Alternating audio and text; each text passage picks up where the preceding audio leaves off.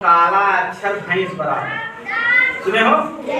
क्या काला अक्षर भैंस बराबर? इसका मतलब क्या होता है? निरक्षर व्यक्ति, न पढ़ा लिखा हुआ व्यक्ति। एक सेठ था।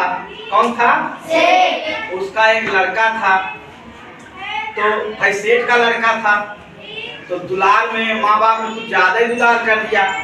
इतना ज्यादा दुलार कर दिया कि वो बिगड़ गया, पढ़ा लिखा ही नहीं। धन दौलत की कमी नहीं थी लेकिन पढ़ा लिखा नहीं। ज्यादा धन दौलत थी। एक बड़े लोग आए, बढ़िया शादी विवाह भी हो गया और शादी विवाह हो गया, पत्नी भी हो गई। लेकिन कुछ दिनों बाद पिताजी क्या हो गए? स्वर्गवासी हो गए। और एक बार उसकी पत्नी ससुराल चली गई। ठीक। और वो अपने ससुराल गया। कहाँ गया? ससुराल गया। तो उसकी सास ने उसकी खूब खातिरदारी की, बढ़िया अच्छा अच्छा बनाई खिलाई।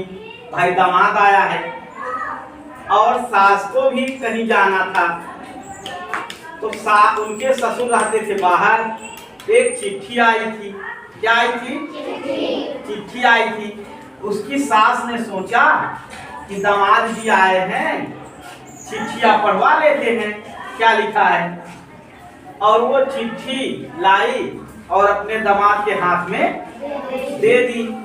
और दामाद को पढ़ना लिखना आता नहीं, हंस गए बेचारे ससुराल में। अब क्या करें? चिट्ठी ऐसे खोल के लगे रोने। जब वो रोने लगे तो उनकी सास ने सोचा कि चिट्ठी में जरूर कुछ गड़बड़ लिखा है। जो ये बोल नहीं रहे हैं, क्या कर रहे हैं? रोए ही जा रहे हैं। लगता है चिट्ठी में गड़बड़ लिखा है, लगता है हमारे पति पे कुछ संकट आ गया। वो और दहाड़ मार के रोने लगी। उसकी सास। दामाद तो चिट्ठी हाथ में पकड़ के रो रहा है, इसलिए रो रहा है कि उसको पढ़ना नहीं आ रहा है, फंस गया है। अगर अच्छे से पढ़ा लिखा होता तो आज ये नौबत वो कुछ बोल तो पा नहीं रहा है, चिट्ठी हाथ में लिए रो रहा है। और उसकी सास ये सोची कि चिट्ठी में जरूर कुछ गड़बड़ लिखा है। वो और दहाड़ मार के रोने लगी।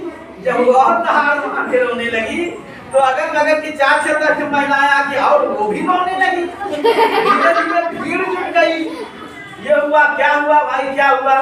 ये हुआ भाई कि सेठ जी बाहर रहते थे परदेश में, लगता है मर गए, चिट्ठी आई है। एक आदमी कहा, अरे तभी तो मेरी सेठ जी चिट्ठी भेजे थे, सब बढ़िया ही था, कहाँ है चिट्ठी, पढ़ा जाए। एक आदमी उसमें पढ़ा लिखा था। कहा कहाँ है चिट्ठी? चिट्ठी रखी थी। चिट्ठी में लिखा था कि यहाँ सब कुछ मजे में है, मैं मजे से खा रहा हूँ, मेरी तनख्वाह भी बढ़ गई है, यहाँ सब कुशल मंगल है। जब ये सब सुना गया तो सब बढ़िया चुप हो गए। जो पत्नी दहाड़ मार के रो रही थी वो भी क्या हो गई? चुप हो गई। अब ये पूछा गया कि दामाद जी से आप क्यों रो रहे हैं? उन्होंने कहा मैं इसलिए रो रहा हूँ कि जब मेरे माँ बाप ने मुझको पढ़ाना चाहा तब तो मैं पढ़ा नहीं। अगर आज मैं पढ़ा ही होता तो मैं यहाँ आज रोता क्यों? इसलिए मैं कह रहा हूँ पढ़ लो, नहीं जब ससुराल में जाओगे और चिट्ठी पढ़ने को मिलेगी तो फिर रोना शुरू कर दोगे।